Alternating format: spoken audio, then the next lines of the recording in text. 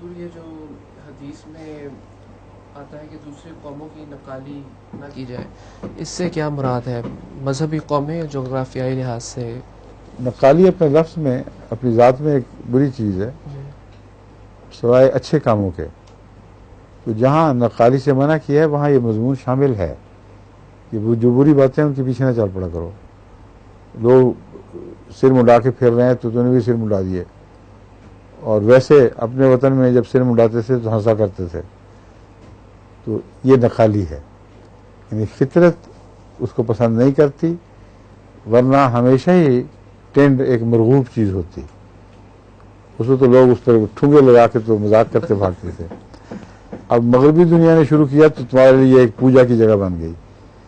نقالی سے یہ مراد ہے اندھا دھند آنکھیں بند کر کے بے مقصد کسی قوم کی پیروی کرنا، اس کے روب میں آ کر. اس سے حضور اکرم صلی اللہ علیہ وسلم نے منع فرمایا ہے. لیکن نیک کاموں میں، اچھی باتوں میں، کیونکہ بمقصد پیروی ہے، قوم کی عظمت کی خاطر نہیں، بات کی عظمت کی خاطر پیروی کرتے ہیں، اس کو اس حدیث کی بجائے ایک اور حدیث کور کر رہی ہے، یعنی وہ اس سے تعلق رکھتی ہے. الحکمت و ضالۃ المومن ہے کہ حکمت کی بات دیکھو تو اس کو ضرور اپنانا ہے، اور وہ نقالی نہیں ہوگی. وہ یوں سمجھو کہ تمہاری گھر کی لونڈی تھی جو گم گئی تھی اور اب تمہارے ہاتھ ملی ہے، تمہاری گھر کی کھوئی ہوئی چیز واپس آئی ہے.